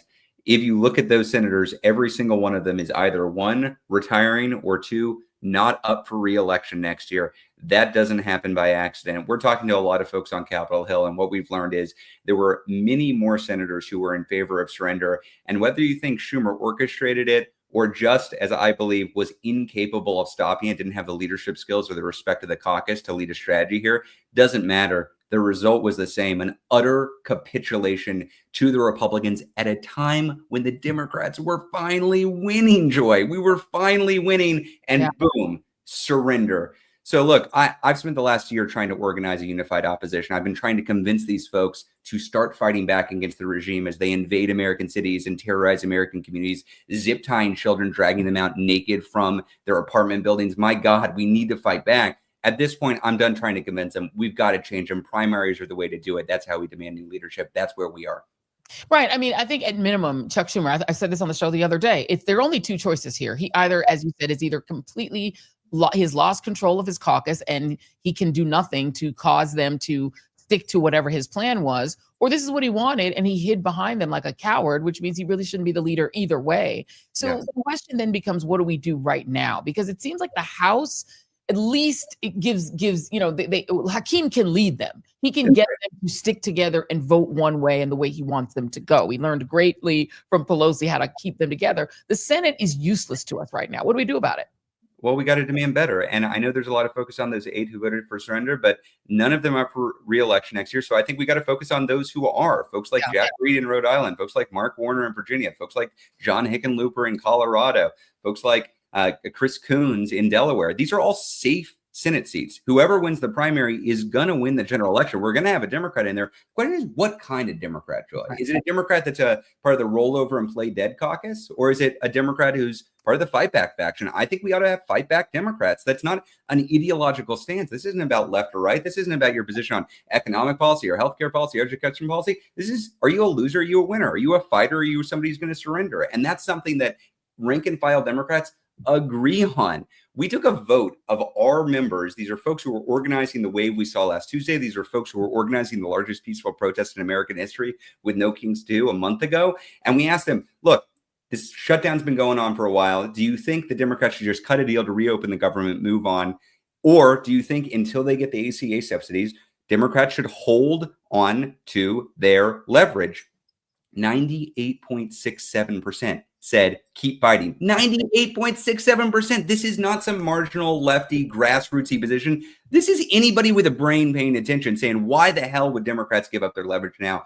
And as frustrating as it is to see the Democrats cave now, the one silver lining here is the capitulation was so complete, was so embarrassing that I think it might have convinced enough people that now's the time for building a new Democratic Party through the primaries. Yeah, I mean, and I say it all the time, the power is in the primary. And look, the reality is I spoke with a member, a United States Senator off the record, who was saying that they were getting people coming up to them in the grocery store saying, I myself have been riffed. I'm worried about, paying my bills, but I want you to keep fighting, because at the end of the day, what the Republicans did, I've never seen an American president starve his own country, but he's saying, I will starve 42 million people until you let me raise your healthcare costs, because I want Obamacare to go away. This was it. They're like, you starve until we get to jack up your healthcare costs. And the fact that any Democrat would take that deal is shocking to me, but it means that they're of no good to us when we're dealing with an oligarchy wrapped in a corrupt kleptocracy. Well, you said it better than I can, Joy. There are so many bads about this, I will say. And one of the bads is we have now sent a message to the regime that if you cause enough pain, we will give in. Yeah. What incentive does that give them? You think this is the last time they starve children? You think this is the last time they try to jack up your healthcare to enrich their donors? Oh, wait, I'm sorry, I didn't mean to interrupt you, but right, you said if we cause enough pain. Thank you for saying we. It was the administration that controls. It is the executive branch that controls the food stamp funding. The SNAP is not a congressional thing. So it wasn't even saying Republicans and Democrats in the Senate had no control over the SNAP funding. That was the administration. They're saying the Trump regime, will starve people. We will do it. And we want you all to let us destroy your health care. They went to court and then they appealed the ruling when they lost two starved American children. They went to court because they wanted to pressure the Democrats at a time when Trump himself was saying, gosh, the shutdown really cost us those elections on Tuesday. We've got to figure out a way to end it. And the Democrats' response to that is, Yeah, we should probably give him what he wants. Look, Yeah. I'm done. I'm done, Joy. And I hope more people around the country are done. This is the way not just to build a new Democratic Party, but to stomp the fascists in the midterms, because I guarantee you, we are going to build blue wave margins, and then I guarantee you, they're going to try to steal it. So what's the quality of our leadership when they try to do that a year from now? Do we have fighters, or do we have people that want to go along? We need fighters. The time to build those fighters up is in the coming months in the primaries. I agree with you. And the thing about it is, as you said, and this is what the Tea Party movement did. I mean, the Tea Party movement, which was MAGA before MAGA had the name MAGA, it was just the same thing. But what they did is they went after the seats they knew that would be Republican after a primary. So they didn't go, I mean, they took out any Republican who was even slightly off the Tea Party message. And at this point, to your point, Democrats can put in younger, more aggressively progressive, or even if it's just more aggressively win-centered, people who know how to win, know how to communicate, and start to build that group of senators will then elect a Senate leader who isn't like the current Senate leader, because that's the challenge, is you need a leader with cojones and with a plan. That's exactly right. And I do think there's some concern among good rank and file Democrats who say, gosh, but the fascists are escalating. Do we really want to be fighting amongst ourselves? Don't we need to focus on just beating them? And to which I say, look, I'm not talking about going after vulnerable Democrats and trying to kick them out of office. There are plenty of blue state and blue district Democrats who are aligned with the Schumer way of thinking. And we can remove them, replace them with inspiring leaders, and then go on and stomp the fascists in the midterm. Both things are possible. And in fact, the party will have a rehabilitated brand in the same way that after Ayanna Pressley replaces a rollover and played Democrat, or Alexandria Ocasio-Cortez replaces a rollover and played Democrat. This is how we revitalize the Democratic Party and become stronger. And then we go forward in the general election and we win. That's the plan. I think it's attainable, but it's only going to work if a lot of people around the country recognize we're not playing anymore. This is the time to demand better from the party. Otherwise, we're going to get the same failed leadership. How do you get that plan that you just talked about to also happen in the Deep South? You know, one of the things Democrats have failed to do is to even attempt to play in places like Mississippi. They've given up Florida, probably for good reason. Florida might be lost to us. But I mean, places like Mississippi and Louisiana, Republicans win by pretty narrow margins. They're not blowouts. And yet the Democratic Party has refused to spend money there. There are going to be competitive statewide races in Mississippi, Kentucky. These things are happening in Florida too. Our friend David Jolly is running in Florida. How do you get Democrats to come up off of some of that money at the DSCC and spend money in places where there are lots, frankly, of Black people, brown people, people who are affected by the immigration rates, et cetera? They just never get asked if they care to vote. Joy, if we're putting our faith in the DSCC to save us, I'm sorry. We're done. What I will say is there are good groups out there that are organizing, not just Indivisible. Call out Black Voters Matter, who's doing serious organizing in Georgia and other states in the Deep South, really has people power, is plugging candidates, is organizing for democracy, is on the right side of the issues today. We've got to, if we want a change, we cannot just rely on organizing in the same place or with the same people. I'm from the Deep South. I'm from rural Texas. I'm from a place where the word Democrat is a bad word. When I started getting involved in politics, there was no Democratic Party to speak of where I was. It was a joke. They didn't actually contest for elections. The Indivisible leader there a few years ago decided to run for state rep, representing my hometown, and won, and then won again, and then won again. But that's because there wasn't any organizing in that place before. You need a foothold. You need people to come together and say, no, we're not just going to elect Republicans every single time and have them fail us. But so for folks who are trying to figure out where to get a foothold, I would recommend find your local organizing chapter, whatever it may be, and get to work. Because if you start contesting for elections, eventually you're going to build up and you're going to turn something like a red state that Georgia once was in to a firmly purple state where you can win 2 Democratic statewide senators. That's in reach for a lot of these states, but it's not going to be in reach if we say, oh, those are Republican land, we shouldn't organize. I think about the No Kings 2 protests. They were 2,700 protests on a single day. That wasn't in the blue city centers only. That wasn't in the blue states. That was in the smallest towns in the most red and rural and Trump country in the Deep South. They had them in Wyoming. They had one. They're in tiny little. There were 3 in my home county where Democrat was a bad word. So there are people out there who don't like what this regime is doing, and it's overreaching so much. Gosh, I think actually we can contest in places that we weren't able to contest in before because the mask is off. They are not lowering your prices. They are not helping you in any way. They're invading your town and terrorizing your community. That's what they have to deliver while they shut down the government in order to hide the Epstein files. Give Democrats a shot. If you have a Democrat worth a damn who's actually asking for your vote, they might be able to make some headway this term. Well, I mean, and that's just if the Democrat is worth a shot, because the challenge that I have and the fear I have is that people reward Democrats or essentially punish Republicans for the, essentially the theft. I've been saying stop the steal. I mean, they're just literally stuffing money into their pockets in this United States House, United States Senate Republican caucus, while Donald Trump is doing the same. Billionaires are being treated as oligarchs, as Lev Parnas just said on the show. I mean, essentially, he's creating his new own little oligarchy. But let's say let's say Democrats take control of the United States Senate and they behave this way. As a majority, they still behave in this, we don't think this is anything other than normal politics manner. They still do business as usual. Then we've gotten nowhere. I mean, it really does matter. So do you think this is the time? And I've been really flirting with this idea of going into the Working Families Party, because the Working Families Party works alongside Democrats, but they can actually produce a better kind of Democrat, because you can only get my vote at this point in New York if you get their endorsement and you're a Democrat. You know what I mean? I want a Democrat that's endorsed by the Working Families Party. Should we start thinking about doing those kinds of outside the Democratic establishment connections? Oh, I'm a huge fan of the Working Families Party. I think Maurice Mitchell is a generational political talent and a real leader who's been leading that party. And they've made incredible gains. Most recently, they're one of the key backers of Mamdani in New York, who didn't just win, didn't just crush the Democratic establishment, but won back young men by 40 points. 40 points. Do you remember all of that discussion about where's the Joe Rogan of left? How are we using the young men? We've got to change. We got to moderate. We got to throw trans kids under the bus. We've got to throw immigrants under the bus. That's how we're going to get young men back. And here's Mamdani coming in and winning them by 40 points, with Chuck Schumer voting for Cuomo, as far as I can tell, and refusing to endorse him. So I absolutely think we need to give people something that they can be inspired by, and not just Republican-like policies that is going to disappoint them.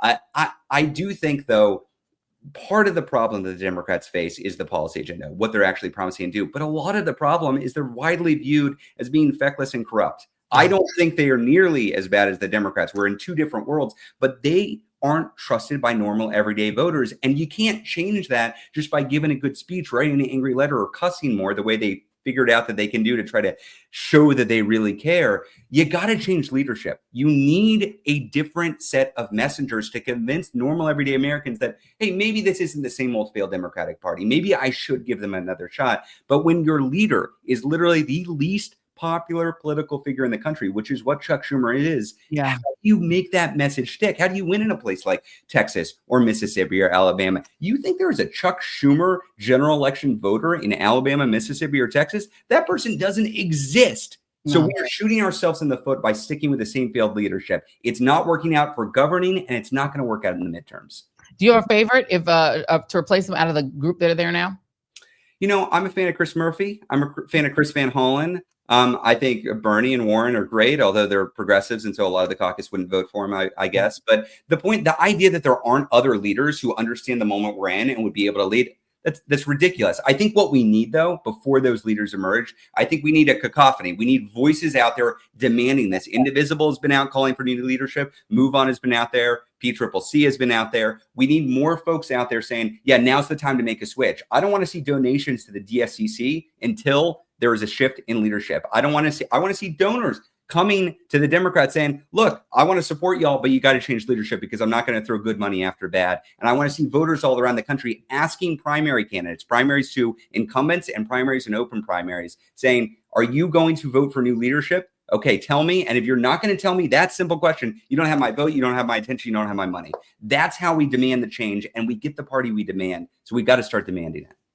Ezra Levin, it is indivisible.org is where you can find it. We're going to put that link in the description of this show so you guys can find him and find the organization doing God's work out there. Ezra Levin, thank you very much. Or doing the universe's work for those in the chat who may not be a God-fearing people, but he's doing the work. Ezra, thank you very much. Come back, Alvin. So there it is. We have to change leadership. I mean, obviously, Chuck Schumer, he may be a nice enough guy, but I mean, he doesn't have the leadership skills or the public trust to do this job. And that is for, I would say, two reasons. Reason number one, he thinks that this is normal politics. He thinks that we're still living at a time when the United States Senate can operate the way it operated in the 1970s. I think that Joe Biden had this problem as well, thinking that they're living in the same United States Senate that operated in the 70s, in the 60s. They think that it's a place where you can have bipartisanship and where you can operate in a normal political manner. And because they think that, because they do not understand that the people on the other side, who they call my friends, my friend, the gentleman from wherever, name the state, that's a Republican, they think that person is operating like a normal Republican. They're not. At this point, the Republican Party is gone. It is nothing more than a cult and the high priests of a cult. They don't operate even at their own behest. They don't have their own ideas. They don't have their own policy. They just do whatever Trump wants. They are a Duma at this point. They're operating like the Russian Duma. So the first problem is thinking the Senate is normal and that the people on the other side are your friends and not the high priests of a cult who will only do what Donald Trump says and nothing more. That's true in the House. It's true in the Senate. Because Schumer does not understand that, he cannot lead. That's reason number one. Number two, they think that we have an American president. We don't. Donald Trump does not believe in anything about the American system. He doesn't believe in the Constitution. He doesn't believe he should be beholden to the rule of law. He doesn't believe in any of it. Donald Trump is angry that he has not received and never received the love he thinks he deserves from the United States. He thinks that America should be worshiping Donald Trump and should have always been worshiping Donald Trump. He is a tacky, needy, weird, long-tied, poor taste wannabe king. He really believes that he ought to be the king of the United States. He doesn't believe in the American system. And so thinking that you're dealing with Donald Trump as a normal president is problem number two for Chuck Schumer. You're not dealing with a normal president. You might as well be dealing with Satan, the devil. He believes that he can remake the United States into his personal kingdom because the people he admires that are leading other countries are people like Vladimir Putin and Viktor Orban, who he just feted in the White House. He thinks those people are strong. He really admires Xi Jinping and Kim Jong-un of North Korea, Xi Jinping of China. Those are the people he admires.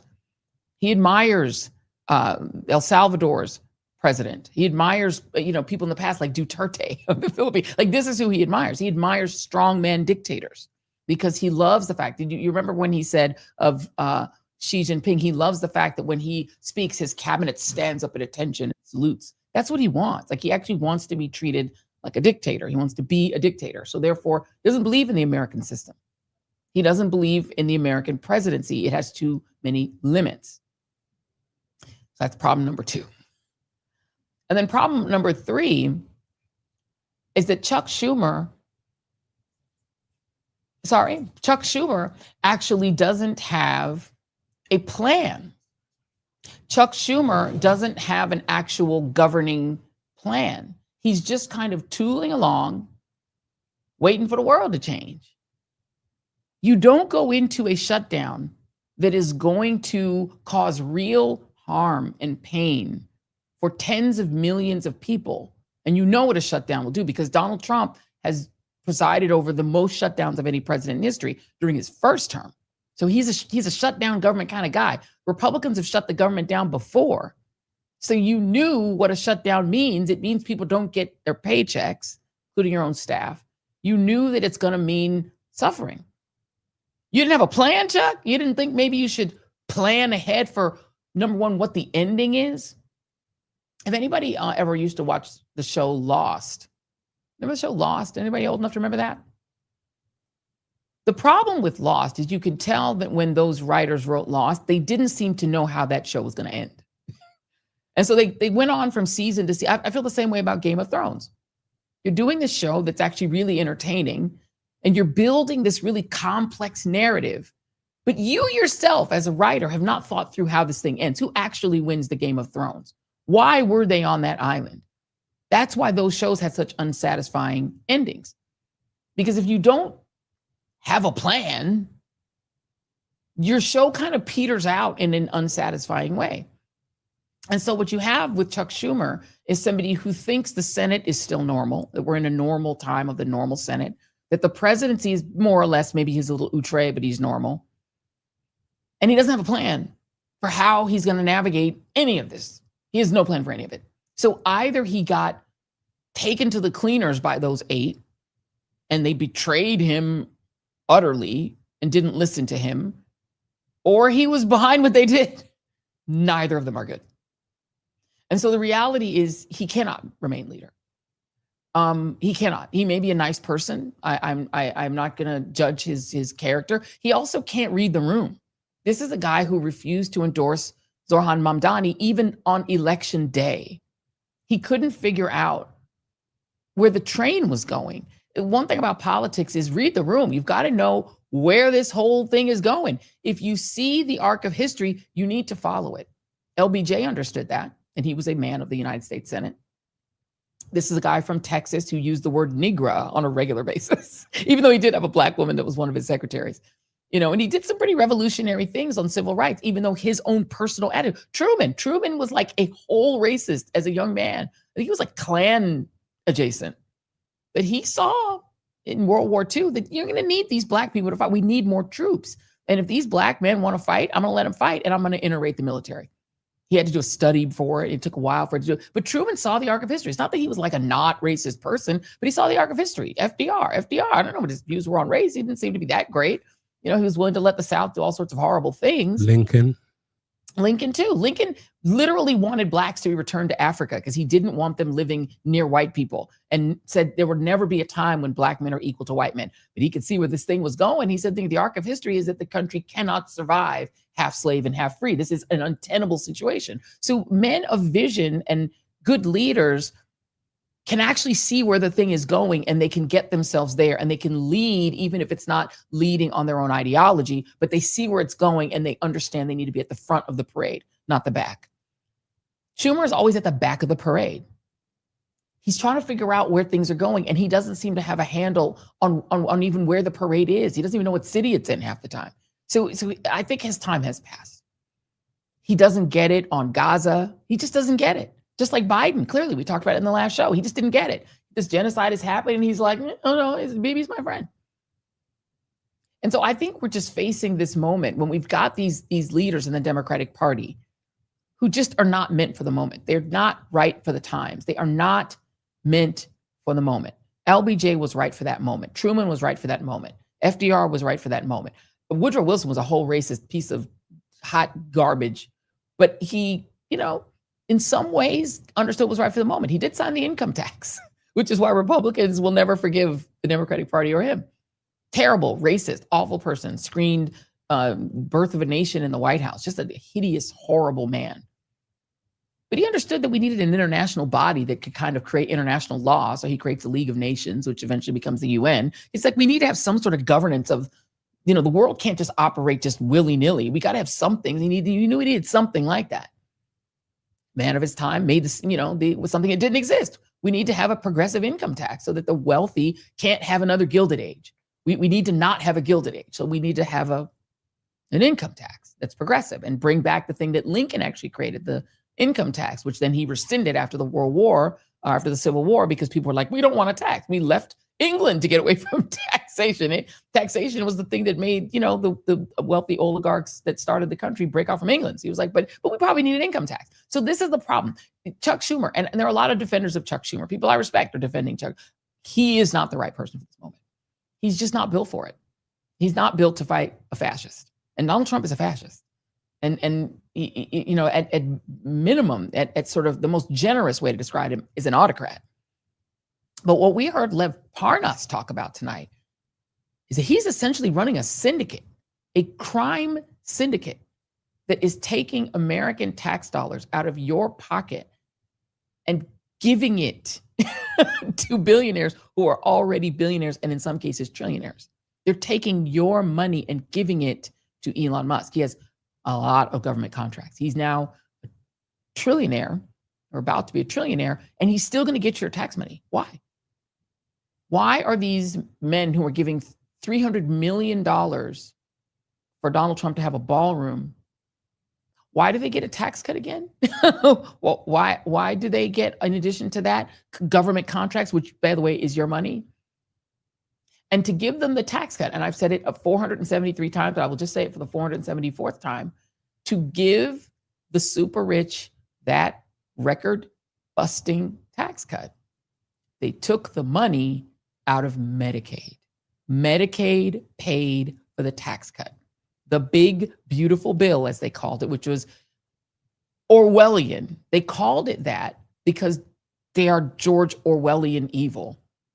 They called something beautiful, which was the biggest transfer of wealth in the history of the United States.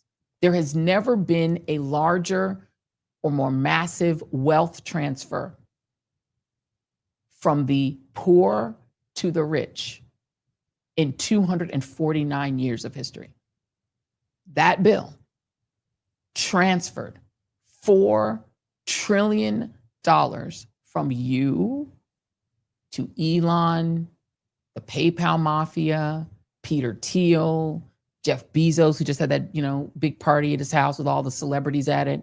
They got your money and they're still not done. They're getting more because they get contracts on top of it. I'm sorry, how is that not a syndicate when they're also doing everything they can to protect a pedophile ring, which is the largest and most extensive pedophile ring in the history of the world? So let's just review. Donald Trump is leading a crime syndicate in which his own family is raking in money every time he goes to another country. By the way, he's going to Spain, I think, to watch the Commanders play. They're having to reroute everything so that he can go watch again. He's so rich, that's what he's about to do with your money because you pay for that. They're living in a new Gilded Age and you're paying for it. They made this $1.7 trillion tax cut permanent at a cost to you of $4 trillion that you will have to pay for. They took the money out of Medicaid, meaning rural hospitals and poor folks. They also then went and cut more money out of Obamacare, ended the little subsidies that you get, which was $0.3 trillion. And now they're saying we're never giving it back. You don't get the subsidy, so you can't afford health care. And if you don't like it, we will starve 42 million people to make you comply. And by the way, they're still starving them.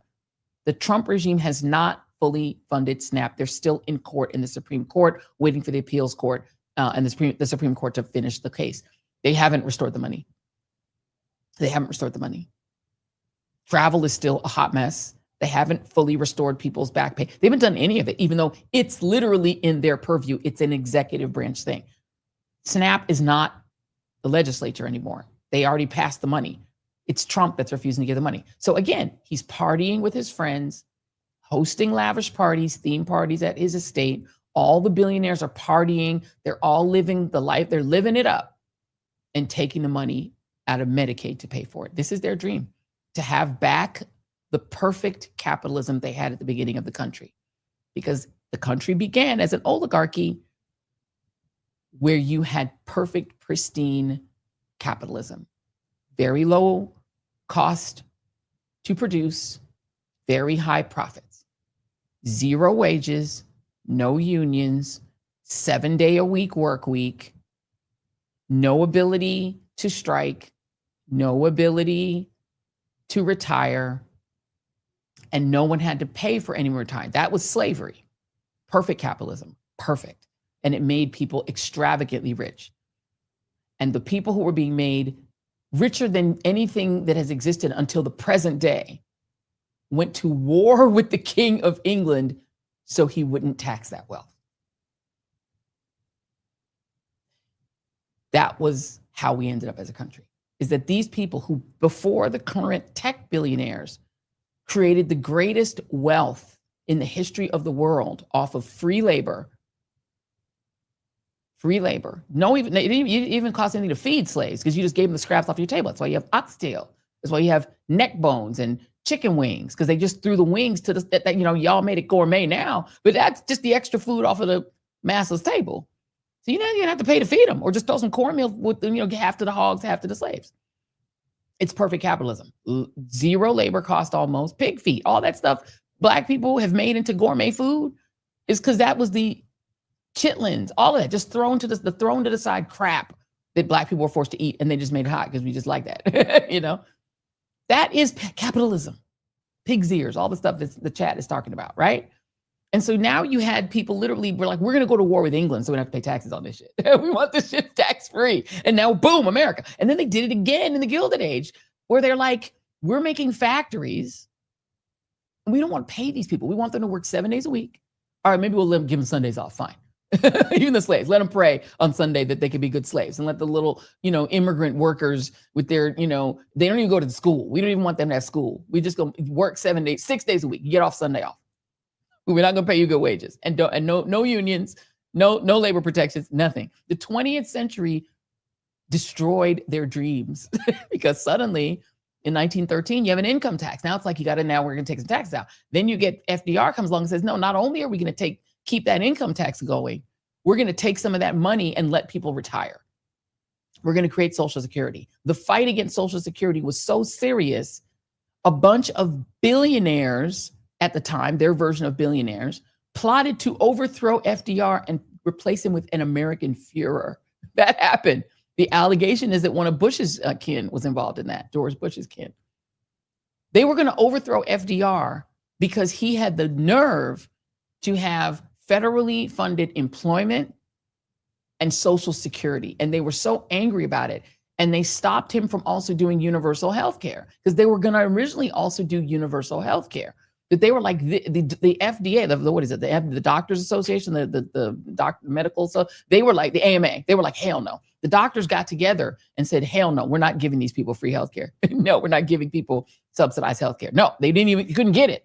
And then it took another several, decades to finally get a version of federalized healthcare for old people and poor people, Medicare and Medicaid. Those are Medicare is part of the Social Security Act. It's just an extension of Social Security that they finally got the healthcare part. And they couldn't even get it for the poor in there because the rich people were like, hell no again.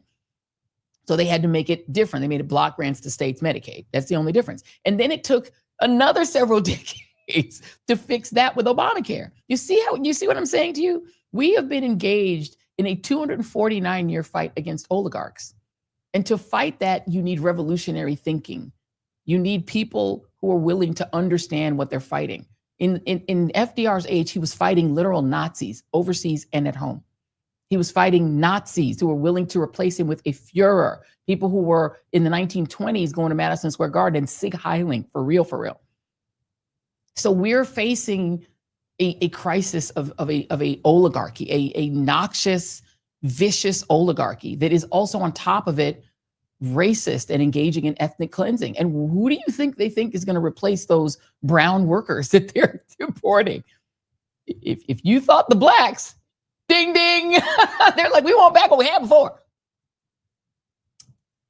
Thank you very much, Citizen Morgan, for the $5 tip and for the compliments on the civics history lesson. This is the stuff I try to explain. I really wish Democrats would have just said, you're trying to impoverish people and starve Americans to try to force them to give up their health care, because that's all that this whole exercise has been about. And for Chuck Schumer and those 8 people to throw us under the bus when we know for damn sure that that Republicans are never going to allow a vote to extend those subsidies. And whatever sad thing comes out of this supposed vote in December is going to be less than what we have now. They're going to force them to give in and give away some things in order to even get that. And whatever comes out of that December vote is going to be less than what y'all have now. And I'm very sad about that. It is not a good thing. I think we need a moment of joy, Jason. Let's go ahead and get a moment of joy, because it's a sad thing. But I do hope, before I get to the moment of joy, that we have to understand that we are fighting something that has not existed in the United States really since the 1930s. I mean, we're fighting a full-on fascist coup that only started on January 6, 2021, but is completing itself now very much 1930s Germany style, right? Hitler did this coup, the beer hall putsch. He ends up in jail. He comes out, then he becomes chancellor. He gets elected, right? I mean, all of this stuff just happens again and again and again. Human history is like a wheel. It just keeps turning and repeating and repeating and repeating. And we're like Dieter the repeater. We just keep repeating the same things. And so we know how it came out in the 1930s. We ended up in a world war. Donald Trump is now bombing fishermen, threatening to do in Iraq, on Venezuela. At a certain point, this all explodes. And you'll pay for that too. Because if there's a war against Venezuela, you will pay for that. If they invade Panama to steal the canal, you will pay for that. If they invade Greenland to take their rare earth, you will pay for that. They're now saying they're going to protect Christians by going after Nigeria. Okay, you want to have a war in Africa too? They're welcoming the new Syrian president. Hopefully he doesn't go back to jihad, which is what he was doing before. And what's so interesting is that the thing that they keep name checking is communism. And that is also a clear fascist thing. When you're a fascist, you call everything that isn't fascism communism. And it's a tell. Just listen to when they keep calling people communists. Mike Johnson does it. Donald Trump does it. All these Republicans go out and they call people like Zoran Mamdani communists. They're not communists. Communism and socialism are two different things. I really wish a journalist would say, what is a communist? And they say that, but they don't. But calling people communists, that is another sign. You have to see what you're seeing and accept.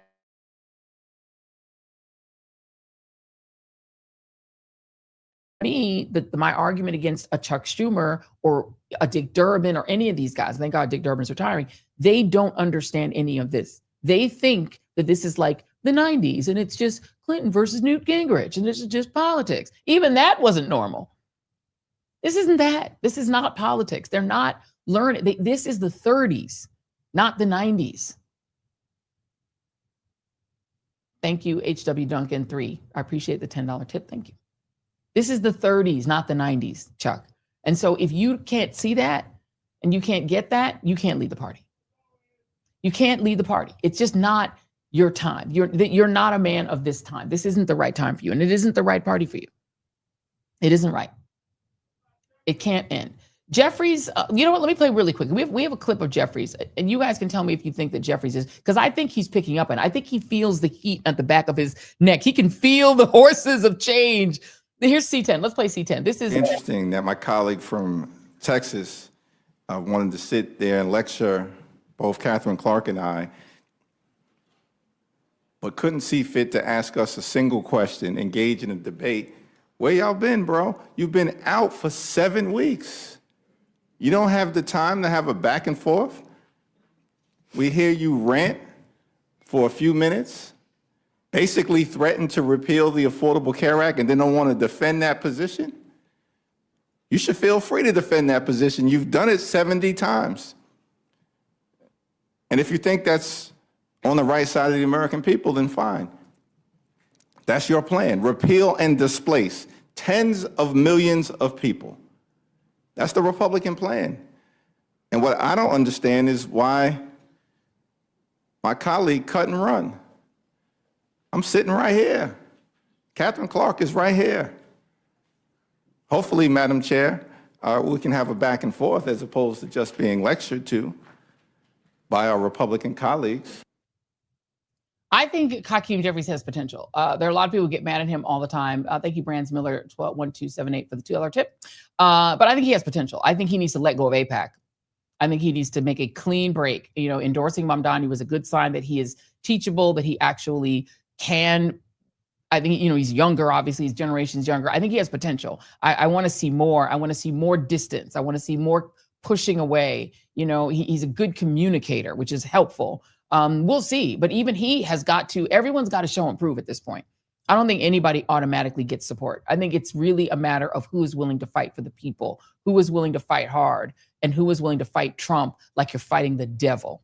I need to see you fight like you are an exorcist with that cross in your hand saying the power of Christ compels you. I want to see some power of Christ compels you leadership. You need to fight like you're doing an exorcism of the United States. Get thee behind me, Satan. Get thee behind me, Satan. It has to be like an exorcism. Okay? Exorcism. Because we have somebody called it it's like a virus that has taken the United States. But a lot of people are waking up, even people, again, who voted for Trump because of the money thing. The main thing is the money thing. Is they voted for Trump because they thought he was going to put money in their pockets. There are some of them who are cult members, but not all of them. But the ones who were not cult members, who just thought he was giving them some coins in their pocket, they're the ones who are going, oh, crap, I'm in trouble too. And so and look, it is not even a matter of the Democratic Party anymore. I'm not even interested in them anymore. We just have to fight this fascism. We have to fight this fascism. We have to fight it like it's an actual problem. Now we're going to play our moment of joy. Our moment of joy comes from our former and truly American president. He's an American president, former President Barack Obama, who actually believes in the Constitution, believes in the system, maybe even too much, right? Maybe he wasn't even too nice, maybe believes in it too much. But while Donald Trump was yapping about himself at a Veterans Day event yesterday, which I refused to play, he was actually surprising veterans on an honor flight on a U.S. airline. This is such feel-good video. We had to make it our moment of joy. Jason's the one who found this one for me today. Jason, play D.